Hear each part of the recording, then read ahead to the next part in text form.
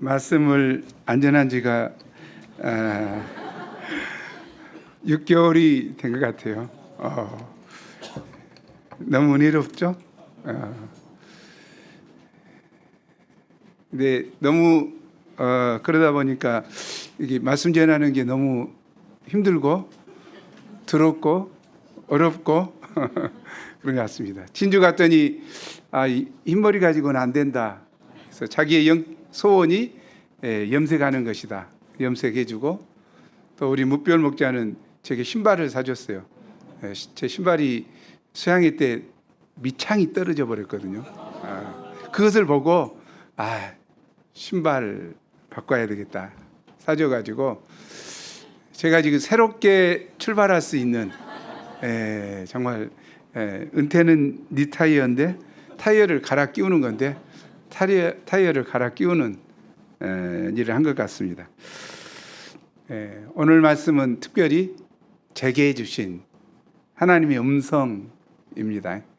그런 면에서 굉장히 제가 감사하고 함께 은혜 나누는 시간 됐으면 좋겠습니다. 우리 18장 9절 말씀 함께 읽죠. 시작. 밤에 주께서 환상 가운데 스벌게 말씀하시되 두려워하지 말며 침묵하지 말고 말하라.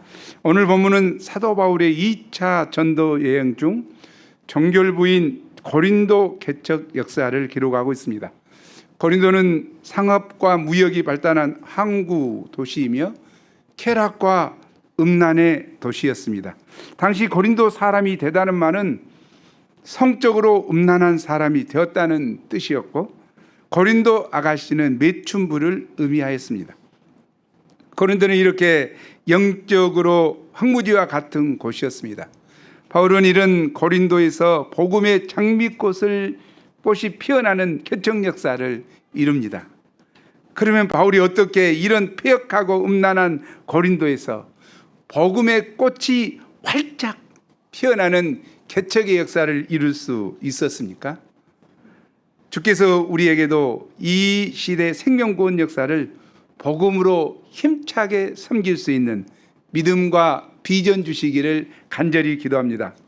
제1부 하나님의 말씀에 붙잡힌 바울 1절에서 8절입니다.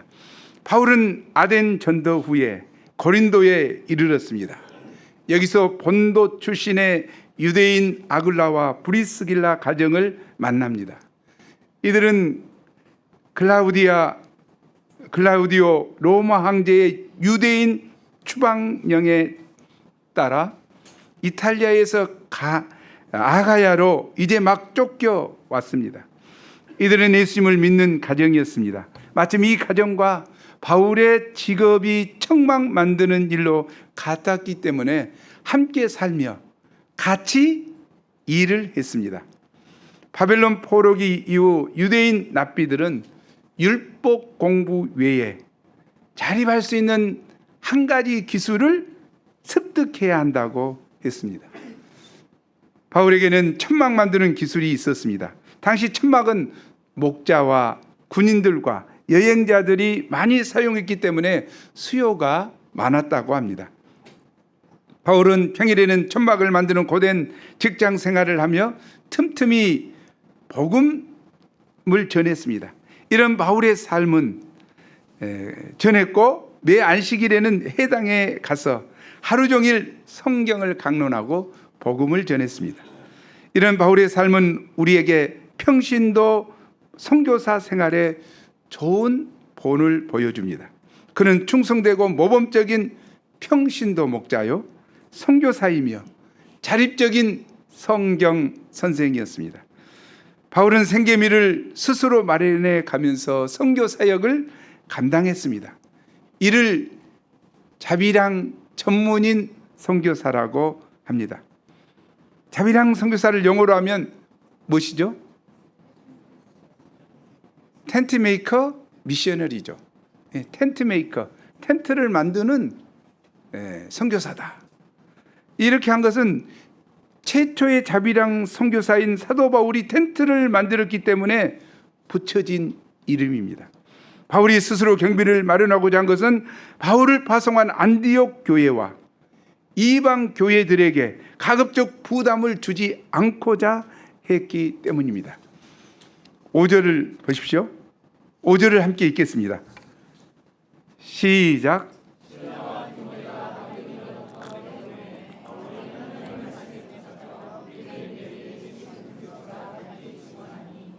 자립을 위해 고된 일을 하면서 힘들게 삭막한 고린도 개척 역사를 섬기던 바울은 훌륭한 믿음의 동역자인 실라와 디모데가 내려왔을 뿐만 아니라 빌립보 성도들의 충분한 재정적 후원으로 영적 환경이 만들어지자 기도하는 일과 말씀을 연구하여 전하는 일에 전념할 수 있었습니다. 그동안 자립안이라고 고되게 천막 만드는 일을 했는데 이제 좀 빌립보 교회에서 재정 후원금이 왔죠.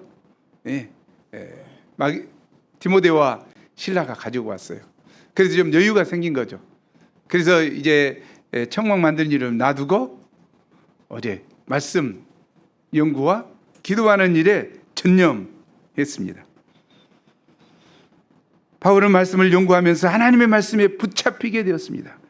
그리고 하나님의 말씀에 붙잡혀 예수는 그리스도라고 밝히 증거하였습니다. 여기 하나님의 말씀에 붙잡혔다는 말은 NIV 성경에 보면 읽어보죠. 폴부터 시작.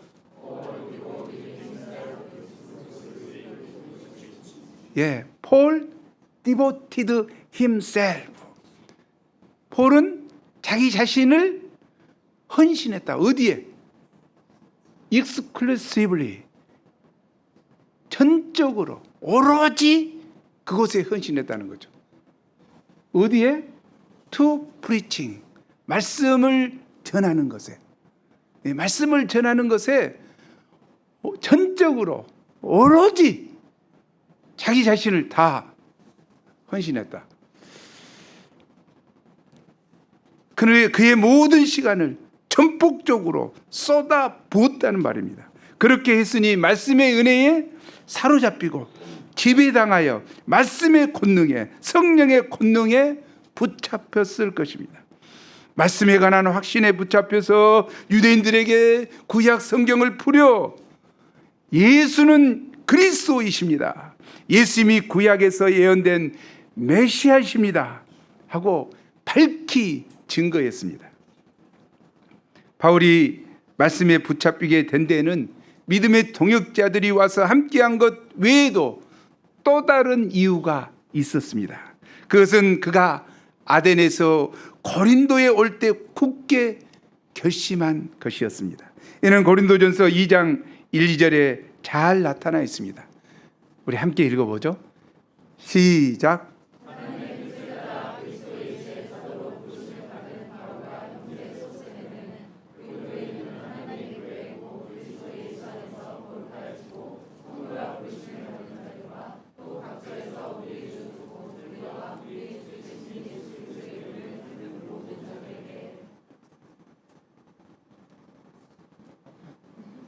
엉뚱한 데가 근데 맞은가요? 이게 내가복음을 보면은 저렇습니다. 누가복음을 봐야지, 사도행전을 봐야지, 내가복음을 보면 자기 마음대로 이렇게 말씀하다 보면 그러겠죠. 제가 읽어드리겠습니다.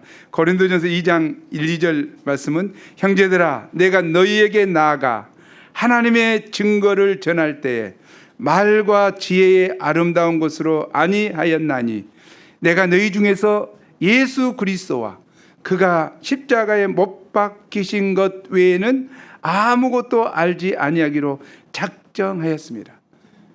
아테네에서 뭘로 했습니까? 자기 철학으로, 자기 지혜로 말씀을 전했죠. 그런데 그 열매가 별로 없었어요. 자기도 기쁘지도 않고. 그래서 그가 결심했습니다. 그의 말과 전도함이 자신의 설득력 있는 지혜에 있지 않고 다만 성령의 나타나심과 능력에 있도록 하기 위함이었습니다.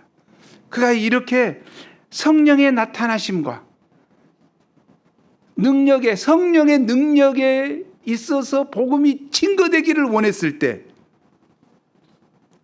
바울은 성령의 충만함을 덧입고 말씀에 붙잡혀서 담대하게 복음을 증거할 수 있었습니다.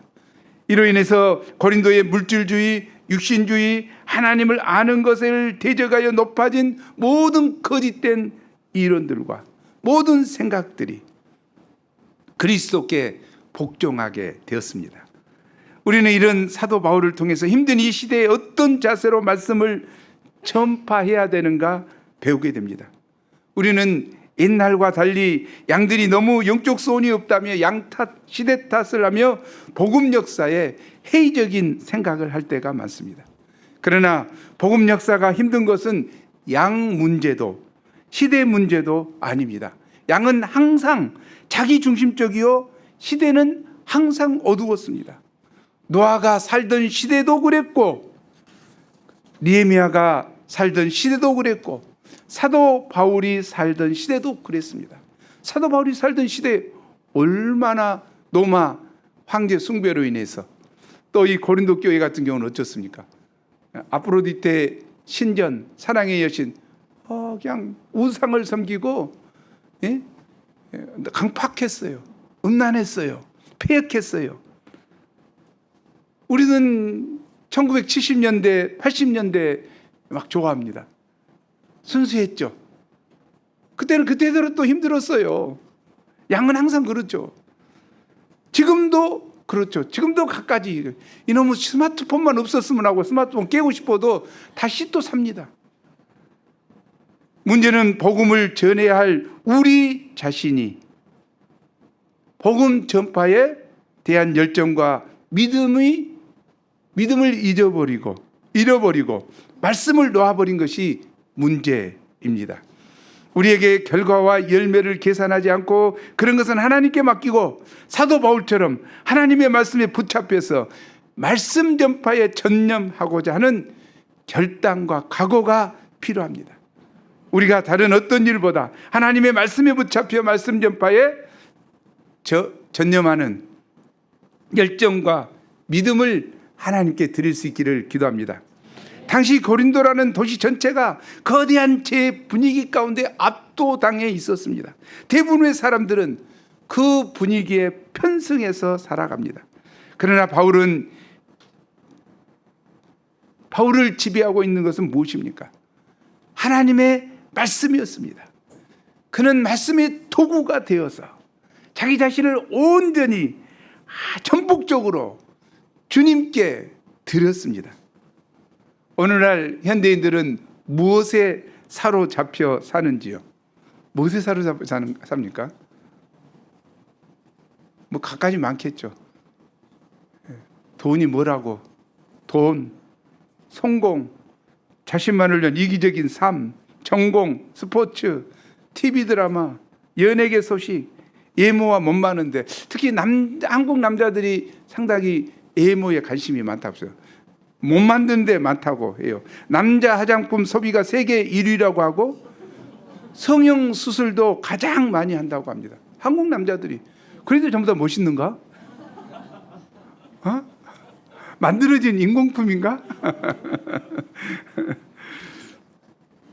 어떤 사람은 거라사 광인처럼 쾌락과 게임과 잡기에 붙잡혀 살고 세리처럼 돈 버는 일에 붙잡혀 살기도 하고 사마리아 여인처럼 정욕에 붙잡혀 살기도 합니다. 많은 한국의 어머니들은 자녀 양육과 교육에 붙잡혀 살아가고 있습니다. 한국 사람들처럼 교육열이 정말 남다른지 모릅니다. 그래서 우리나라가 잘 살게 됐는지 모르죠. 그러나 지나칩니다. 때로는 인격을 존중하지 못하죠. 자기 인격이 아니라 자식의 인격인데 또 전 세계적으로 어린아이부터 어른들까지 스마트폰에 붙잡혀 살아갑니다. 많은 사람들이 스마트폰 없으면 못 견디는 스마트폰 불안 증후군을 앓고 있습니다. 정말 스마트폰은 모든 것 다 하잖아요. 쇼핑, 게임, 주식, 영화, 스포츠, 채팅, 모든 것 다 할 수 있어요. 스마트폰 붙들고 살아요. 심지어 심하면 어떻습니까? 길 가면서도 진짜 스마트폰 보다가 교통사고. 잠시도 못하니까 또 그 차 안에서 스마트폰. 얼마 전에는 택시 운전수가 스마트폰 하면서 음란 사이트 계속 보고 있어서 신고했잖아. 어떻게 택시 운전하면서 그랬어요? 이게 중독되니까. 지하철 선로에 떨어지기도 하고 도랑에 빠져서 그냥 넘어지기도 하고. 정말 보행시 스마트폰 사용 금지법 제정돼야 될 것 같아요. 정말. 이런 세상살이에 매몰되기 쉬운 우리가 어떻게 사도 바울처럼 말씀에 붙잡혀 살 수 있을까요? 이 좀 영적인 사람인데 우리 모두가 그런 소원이 있잖아요. 나도 하나님께 붙들림 받아 한번 위대하게 쓰임 받고 싶다. 그런데 과연 어떻게 알 수 있는 것인가? 우리는 먼저 말공을 하고 주일 말씀에 집중하고 똑같은 말씀 전한다고 할 것이 아니라 집중하고 소감을 절대적으로 깊이 쓰고 한 주간 동안이라도 그 말씀을 삶에 적용하고자 힘써야 합니다. 정말 그 중요한 것 같아요. 우리가 연요조를 잡았다. 연요조를 우리 모두가 그냥 기도할 때마다 하는 거죠. 그 한 말씀에 붙들리는 거예요. 새 일을 행하리니 이제 나타날 것이라. 광야의 길을 사방에 강을 내리니. 아멘. 정말 그 붙들고 기도할 때마다 그런 붙들림 받을 때 새 일이 정말 이루어지죠. 하나님은 살아계십니다. 어떻게 살아계십니까? 시퍼렇게 살아계신 하나님이요. 시퍼렇게. 정말 나보다 더 살아계신다니까. 나보다도 실존하신 분이요. 여러분 제가 보이지만 하나님은 나보다도 실제적으로 계신 분이요. 실제적. 그 확신하고 우리가 그 하나님 앞에 사는 것이 정말 중요하죠. 일용할 양식 말씀을 하루 3번씩 365일 정말 본다. 1:1 말씀을 받고 적극적으로 주는 1:1 말씀 공부 얼마나 중요합니까? 네? 정말 옛날에는 옛날 이야기에서 정말 미안합니다. 라떼 이야기에서 정말 미안해요. 가장 싫어하는 것이 그거잖아요. 그런데 정말 10팀, 15팀, 20팀 그때 그렇게 했어요. 말해서 하면 15팀하고 10팀 했어요. 그러니까 뭐요? 그 1:1 공부하는 말씀이 잘 머릿속에 쫙. 그러게 어째 공부 끝나고 나서 양하고 손잡고 기도해요. 정말로 손잡고 기도하자. 이 얘기 천국 갔다 와버려. 정말로 천국 갔다 와본다니까. 와, 놀라우네. 말씀에 내가 사로잡히니까 양이 천국 갔다 와버려. 이거 중요해. 우리가 말씀 공부합니다. 준비하고 정말 심령에 새기고 누구에게라도 말씀을 계속 주면 그것이 살아있는 말씀이 된다니까요. 내게 역사하는 말씀이 돼요. 정말 심령 골수를 찔러 쪼개는 살아있는 말씀이 되지요. 개인적으로 있다가 우리 통독방도 있고 필사하는 데도 있고 그런데 그걸 정말 말씀에 사로잡히고 그걸 계속 묵상하고 암송하고 그럴 때 놀라운 역사가 일어납니다. 제가 옛날에도 이야기했는데 조상현 목사 도전 성격 몇 도? 천도. 거기에 나온 내용이죠. 처음에는 사람이 성경을 읽지만 계속 읽으면 성경이 사람을 읽는다. 와, 성경이 사람을 읽어요. 자기의 모든 것을 성경이 다 읽고 취하도록 읽으면 성경을 통해 자신을 조명하게 된다. 이게 굉장히 중요한 이야기라고 생각합니다. 이런 성경 천독은 바로 하나님의 말씀에 붙잡혀 살고자 하는 영적 투쟁의 표현입니다. 성경은 말씀하지요. 복 있는 자는 여호와의 율법을 즐거워하며 그 율법을 주야로 묵상하는 자라고 했습니다. 그런 사람은 어떻습니까? 시냇가에 심은 나무가 과실을 쫓아 과실을 쫓아 시절을 쫓아 과실을 맺은 같이 그 잎사귀가 마르지 아니함 같이 되며 그 행사가 다 형통하리라고 약속하십니다.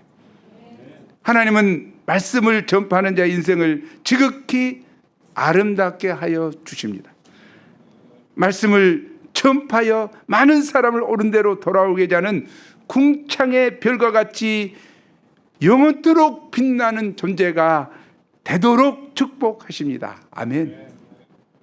진실로 하나님 말씀에 붙잡혀 산다는 것이 얼마나 큰 은혜요 축복입니까? 우리가 허탄한 것에 붙잡혀 인생을 탕진하지 않고 사도 바울처럼 하나님의 말씀에 붙잡혀 예수는 그리스도라고 밝히 전할 수 있기를 기도합니다. 바울이 하나님의 말씀에 붙잡혀 예수는 그리스도라 밝히 증거했을 때 유대인들의 반응이 어떠했습니까? 유대인들이 대적하고 비방했습니다. 바울은 이런 그들로 인해 상처받거나 의기소침해지지 않았습니다. 그들에 대해 옷을 털면서 너희 피가 너희 머리로 돌아갈 것이요 나는 깨끗하니라 말합니다. 이는 복음을 거절한 자들이 심판을 받게 되는데 그 책임은 거절한 그들 스스로에게 있다는 말입니다. 바울은 그들에 대한 미련을 버리고 이방인 전도로 방향을 바꿉니다. 그리고 더 이상 회당에서 복음을 전하지 않고 하나님을 경외하는 디도, 유스도라는 사람의 집으로 모임 장소를 옮겼습니다. 가정교회 사역을 시작한 것입니다. 이젠 대적하고 비방하는 자들의 방해를 받지 않고 안정적인 영적 환경이 만들어졌습니다. 여기서 바울은 아마 말씀에 붙잡혀서 말씀 공부를 주로 했을 것입니다. 몇 팀 그냥 쉴 수 없이 했을 거예요. 그로 인해서 어떤 결과가 일어났습니까? 8절을 함께 읽겠습니다. 시작.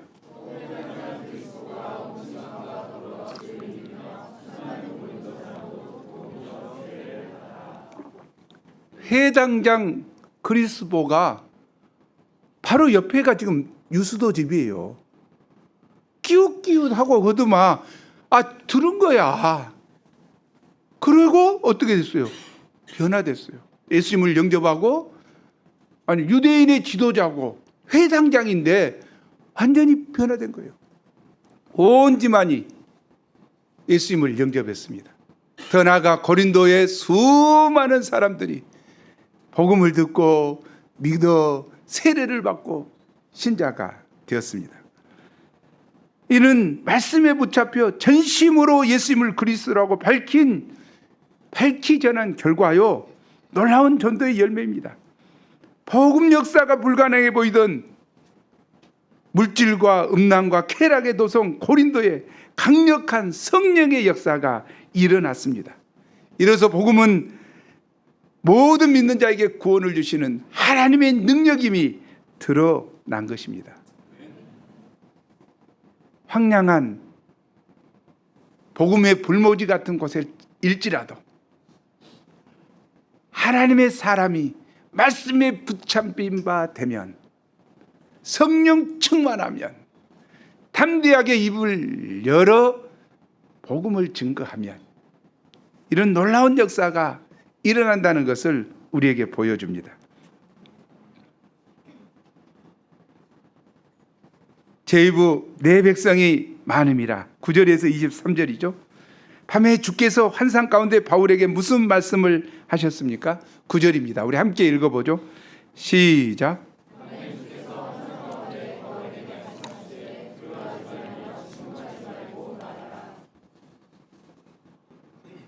예, 폴에게 비전 가운데 하나님께서 이야기했죠.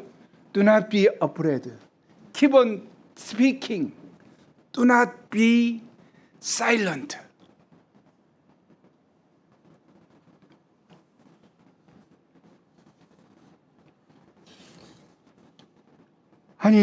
언뜻 이해하기 힘든 말씀입니다. 고린도에서 동역자들도 얻었고 고린도 교회도 부흥했는데 두려워하지 말라니 갑자기 웬 말입니까? 그러나 겉으로 드러난 역사와는 다르게 사도 바울의 마음은 다운되어 있었습니다. 후에 고린도 교회에 쓴 편지 고린도전서 2장 3절에 보면 잘 나와 있습니다. 우리 함께 읽어보죠. 시작.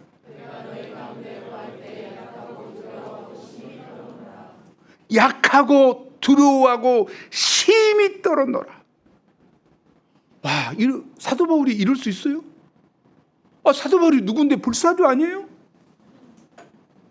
정말 바늘로 찔러도 피 한 방울 안 날 것 같은 무적의 용사.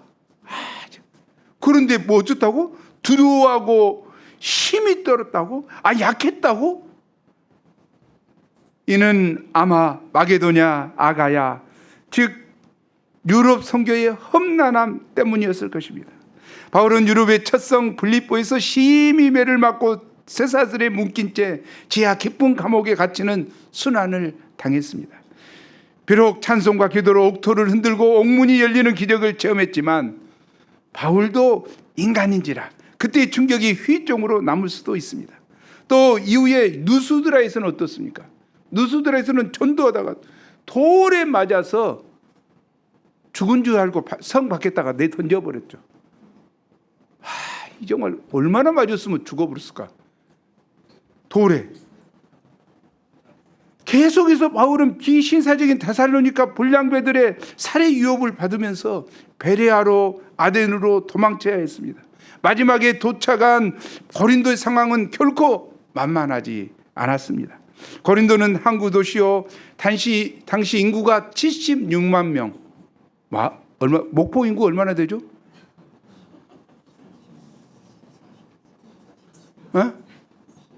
30만 못 될 것 같은데 76만 명인데 그때 당시에 인구가 없는 그때 당시에 얼마나 큰 도시인지 알죠.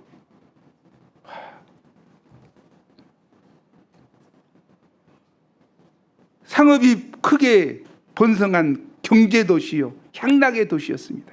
이곳에는 사랑의 여신 아프로디테의 거대한 신전이 있었고 1천여 명의 여사제들이 살고 있었는데 이들은 모두 창녀들이었다고 합니다.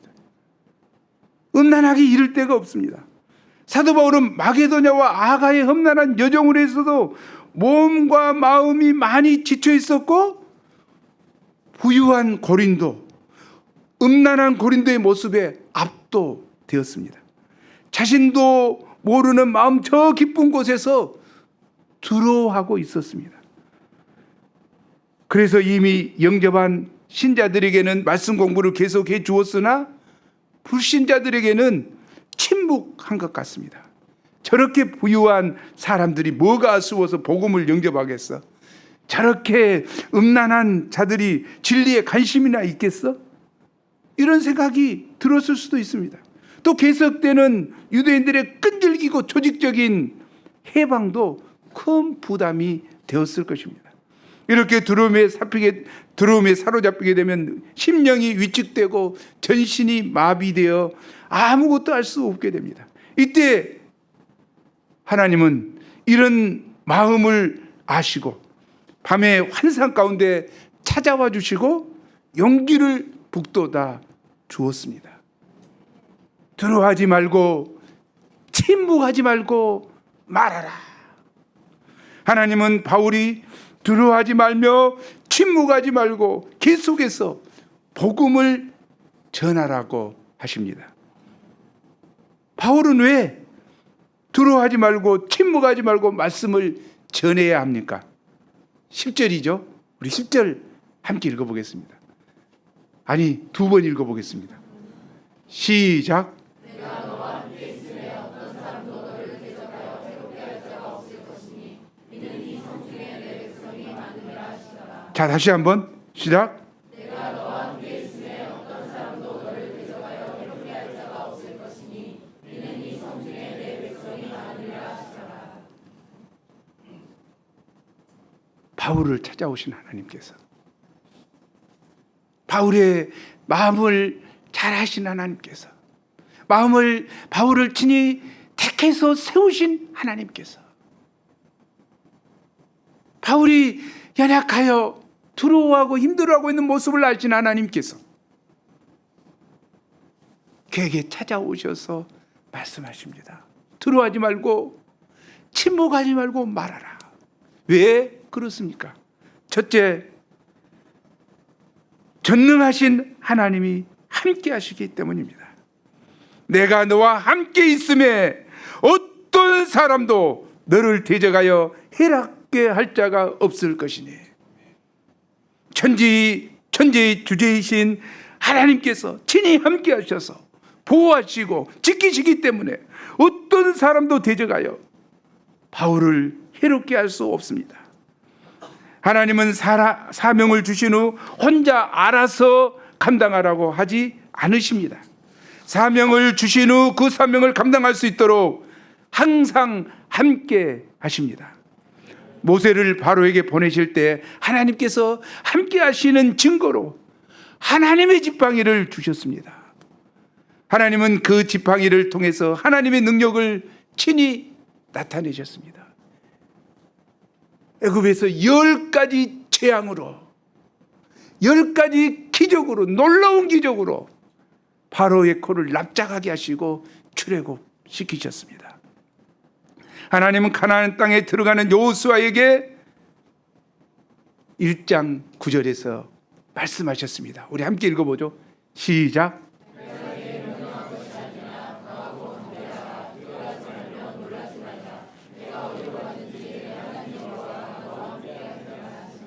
내가 어디로 가든지 내 하나님 여호와가 너와 함께 하느니라. 아멘. 바벨론에서 포로 생활하던 이스라엘 백성들에게도 말씀하셨습니다. 이사야서 41장 10절 시작.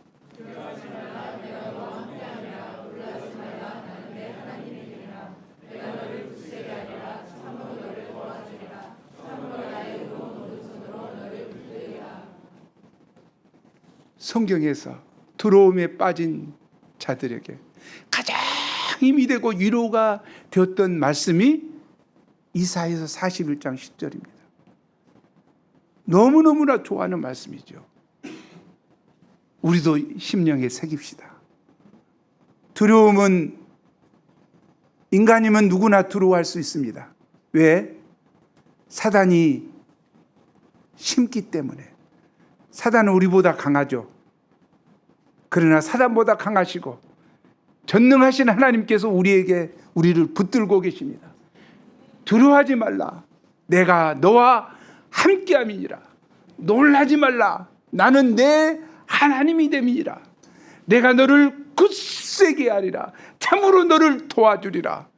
아멘. 참으로 너를 도와주리라. 참으로 나의 의로운 오른손으로 너를 붙들리라. 능력의 손, 권능의 손으로 붙들린다고 말씀하십니다. 예수님은 제자들에게 선교 사명을 주시면서 말씀하셨습니다. 우리 함께 읽어보죠. 시작.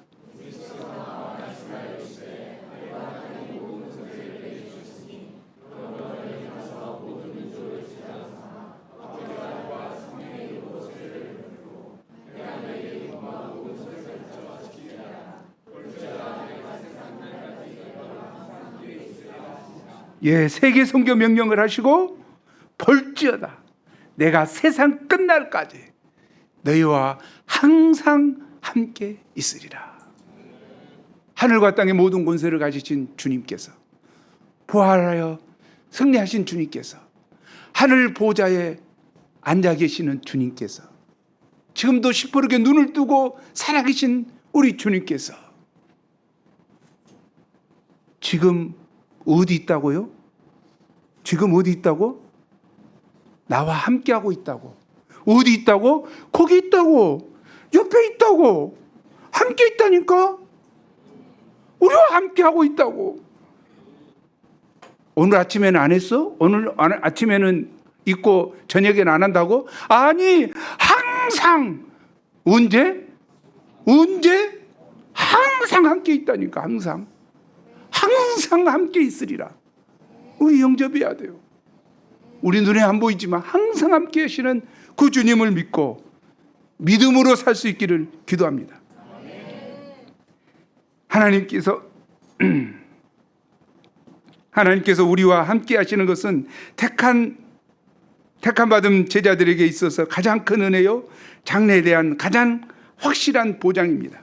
실제로 12절에서 17절에 보면 유대인들이 새로 부임한 갈리오 총독을 충동하여 바울을 핍박하려고 합니다.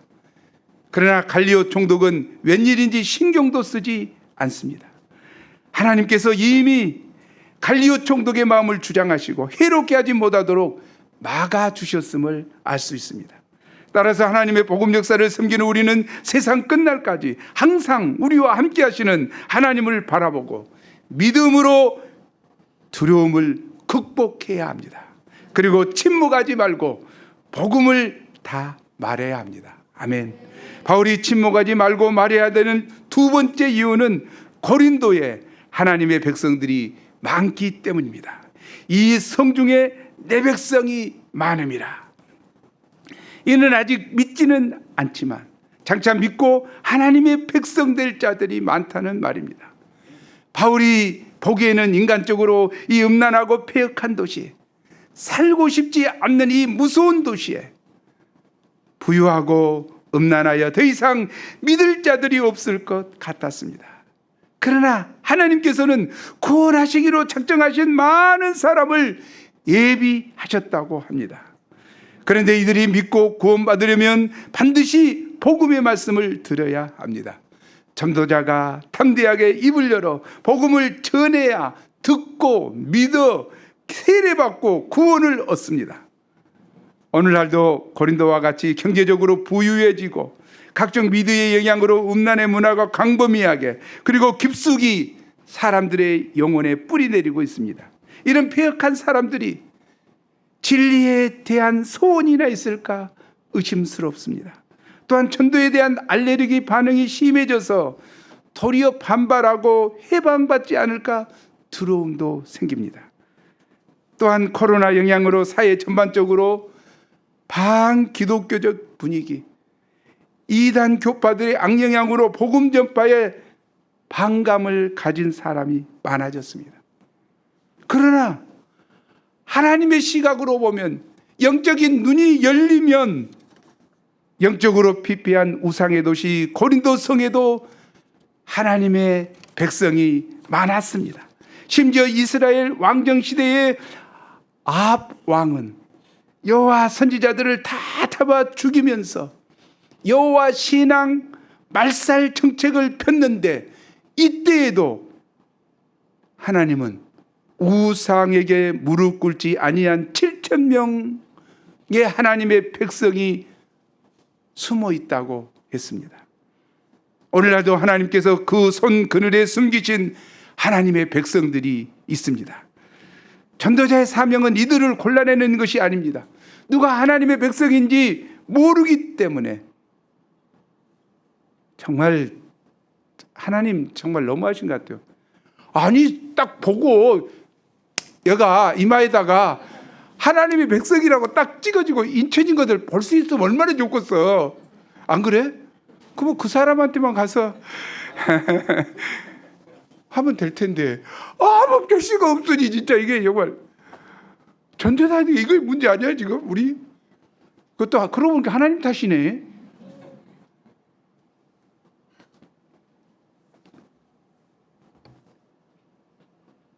우리는 모르기 때문에 두려워 말고 담대하게 복음을 말하라는 것입니다.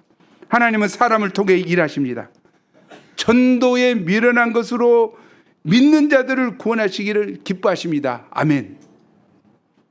전도자가 입을 닫아버리면 구원의 문도 닫히게 됩니다. 사탄은 전도자들을 더럽게 하고 낙심시켜서 입을 열지 못하게 하는 일에 온 힘을 다합니다. 그런데 전도에는 왕도가 없습니다. 침묵하지 않고 입을 열어 말해야 합니다. 우리가 입을 열어 캠퍼스 영혼들에게, 친구에게, 가족 친지들에게 복음을 말할 수 있기를 기도합니다. 하나님은 이 시대 우리에게도 두려워하지 말며 침묵하지 말고 말하라고 명령하십니다. 우리는 동강대 할기찬 UF 역사 통해서 은혜를 정말 많이 받죠. 근데 그냥 이루어졌어요? 절대 그렇지 않습니다. 안리부가, 조수빈 이런 사람들 얼마나, 또 그의 안요셉 주니어 학교 다니면서 얼마나 그동안 했어요. 결정적으로 하나님은 우리 브리스길라 목자를 교수로 세우시고 놀라운 역사를 이룬 거예요. 교수로 세웠다고 해서 다 됐어요? 아니요. 핍박하는 자가 있다니까. 핍박하는 자가. 괜히 헛소리하고. 근데 그것을 이겨내고 하니까 역사가 일어나는 거죠. 계속 하니까. 더구나 아굴라 목자가 데리고 와. 얼마나 동역이 중요한지. 아유, 우리 그냥 이루어진 거 아니에요. 동방 그냥 이루어진 거 아니에요. 우리는 부러워합니다. 놀라운 그냥 생명구원 역사를 좋아합니다. 그러나 그 이면에는 저들의 헌신이 있다는 거죠. 그냥 이루어진 거 절대 아니에요. 헌신 때문에. 입을 잠잠하지 않고 입을 열어 별소리 다 들으면서도 입을 열어 이야기하니까 그곳에 역사가 일어나는 거예요. 오늘 우리 올해는 얼마나 기뻐했습니까? 학생 청년회가 막 부흥되니까 너무 기뻐했어요. 그냥 이루어진 거예요? 아니에요. 에림이 3년, 또 우리 육사 훈련 단단히 받고, 현갈이 하나님은 이렇게 해가지고 모아서 그냥 부흥의 역사 이룬 거예요. 그냥 절대 이루지 않습니다. 그리고 그들이 자기들이 스스로 하겠다고 한 거 아니에요? 왜 캠퍼스 모임을 고마가 목자가 가서 하면 안 돼? 왜 오지 말아가는 거야? 제일 재밌는 학생들이야 진짜. 오지 말라고 하고 자기들이 캠퍼스 목사 이루겠다 모임을. 이건 놀라운 일이라나. 하나님은 정말 한 사람이 하나님을 바라보고 들어하지 않고 침묵하지 않고 말할 때 구원받을 그 영혼을 붙이시고 구원하시고 얼마나 기뻐하신지 모릅니다. 하나님은 그것이 목적이에요. 당신의 아들을 이 땅에 십자가에 못 박혀 죽게 하기까지 그 죽어가는 영혼들을 구원하기를 원하셨어요. 하나님, 우리의 눈을 열어주세요. 우리의 눈을 열어주셔서 하나님의 눈처럼 되어서 이 성중에 내 백성이 많다 하신 주의 눈을 갖게 도와주세요. 그 음성을 듣게 하셔요. 그래서 어찌든지 착한 영혼들이 구원받는 일에 쓰임받는 우리가 되기를 간절히 기도합니다. 하나님은 모처럼 전하는 제게 이 말씀을 주셨습니다. 저는 호주 실버 선교사로 가고자 준비하고 있는데 이 말씀을 주셨어요. 사실 저와 동역자가 영어도 부족하고 나이도 먹었고 그동안 캠퍼스 복음 역사도 섬겼고 책임 목자 은퇴도 했으니 좀 쉬면 안 되는 할아버지 할머니로서 손주들을 잘 돌보는 것도 선교 역사에 큰 일을 한다는 생각이 듭니다. 그래서 부유하고 부족함이 없을 것 같은 호주 캠퍼스 영혼들에게 소튼 영어로 말을 붙이기도 두려운데 정말 잠잠히 있고 싶습니다. 하지만 이런 두려움은 사단이 심는 것임을 제가 잘 알기에 말씀과 기도로 날마다 투쟁해야 합니다. 그리고 믿음으로 제가 이 9절 10절 말씀을 심령 깊이 영접하고 호주 캠퍼스 영혼들에게 어떤 모양으로라도 입을 열어 담대히 복된 말씀을 전하기를 기도합니다. 그럴 때 호주 브리즈번 UBF를 비롯한 오세아니아 UBF에 놀라운 부흥을 주실 것을 믿습니다. 사도 바울은 주님의 말씀에 순종하여 그곳에 1년 6개월 동안 머물면서 하나님의 말씀을 열심히 가르쳤습니다. 이때 도덕적으로 타락하여 영적으로 척박한 고린도에 큰 성령의 역사가 일어났습니다. 아멘. 아멘. 9절 말씀 읽고 마치겠습니다. 시작. 밤에 주께서 환상 가운데 바울에게 말씀하시되 두려워하지 말며 침묵하지 말고 말하라. 기도하겠습니다. 하나님, 고린도 교회 개척 음란하고 제약된 도시, 부유하고 정말 상업이 흥황한 도시, 복음에 대한 관심이 전혀 없을 것 같은 우상을 숭배하는 도시, 그곳에서 사도 바울은 말씀에 붙잡혀서 담대히 복음을 전할 때 놀라운 복음 역사가 일어났습니다. 그럼에도 불구하고 그 환경에 지배당하여 두려워 침묵하고 있을 때 하나님께서 친히 바울에게 찾아오셔서 두려워 말고 침묵하지 말고 말하라. 이는 내가 너와 함께 있어 아무도 너를 대적하여 해롭게 할 자가 없다고 말씀하시고 이 성중에 택한 백성이 많다고 말씀하십니다. 하나님, 저희에게도 동일한 이 음성을 들려주시고 움츠러들기 쉬운 저희에게, 두려워하기 잘하는 저희에게, 그리하여 침묵하고 있는 저희에게 입을 열어 말할 수 있는 힘을 주시고 은혜를 주셔서 생명권 역사에 저희를 써주시기를 간절히 기도합니다. 놀랍게 일어나는 이 복음 역사에 저희를 사용하여 주시고 하나님께서 홀로 영광 거두어 주옵소서. 감사하고 예수님 이름으로 기도합니다.